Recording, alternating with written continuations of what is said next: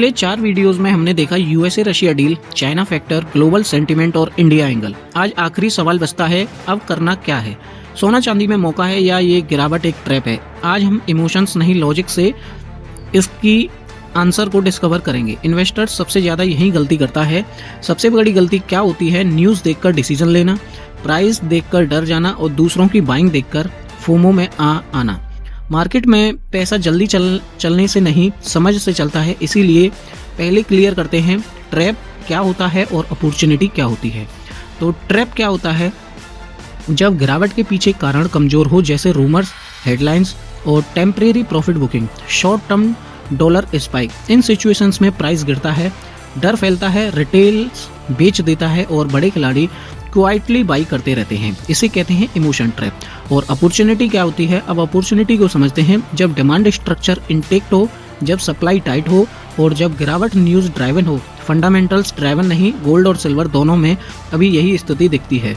Gold central bank लगातार reserve में जोड़ रहे हैं, long term hedge demand intact है और चांदी इंडस्ट्रियल डिमांड लॉन्ग टर्म में बढ़ रही है इसकी, और वॉलेटिलिटी ज़्यादा है लेकिन अपसाइड पोटेंशियल भी चांदी का ज़्यादा है।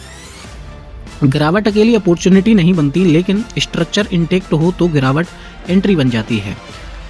प्रेजेंट प्राइस रियलिटी, तो मिड फरवरी 2026 के आसपास मार्केट स्ट्रक्चर कुछ ऐसा है। सोना 155 से 160 के बीच में और चांदी 240 से 260 के बीच में, और ग्लोबली सोना 4800 से $5000 पर उंस के बीच में और चांदी 70 से $75 पर उंस के बीच में। ये रेंज बता रही है पैनिक क्रैश नहीं है, कंट्रोल्ड करेक्शन चल रहा है, मार्केट डायरेक्शन तलाश रहा है।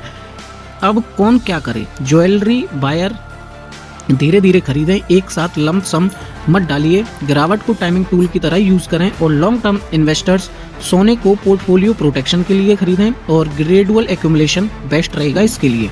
चांदी वॉलेटाइल है लेकिन स्ट्रॉन्ग टर्म में हायर रिटर्न पोटेंशियल है इसका। एसआईपी स्टाइल बाइंग सबसे सेफ रहेगी चांदी के लिए।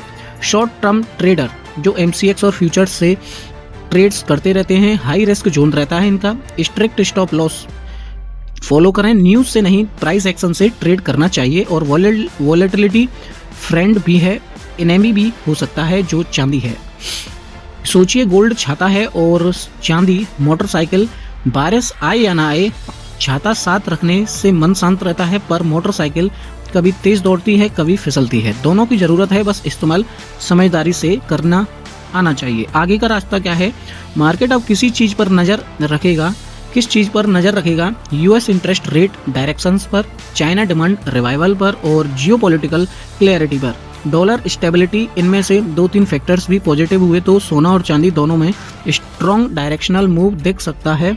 फाइनल वर्डिक्ट, ये गिरावट ब्लाइंड पैनिक नहीं है, ये एंड ऑफ गोल्ड सिल्वर नहीं है, ये ट्रांजिशन फेस है, ये पेशेंस टेस्ट है, ये स्मार्ट एक्यूमुलेशन फेस हो सकता है। मार्केट हमेशा इम्पेशेंट से पेशेंट की तरफ पैसा ट्रांसफर करता है। अगर आपने ये पूरी सीरीज देखी है तो आप न्यूज़ ड्राइवन नहीं, लॉजिक ड्राइवन इन्वेस्टर बन चुके हैं। गोल्ड सिल्वर में पैसा तभी टिकता है जब डर नहीं, समझ साथ हो।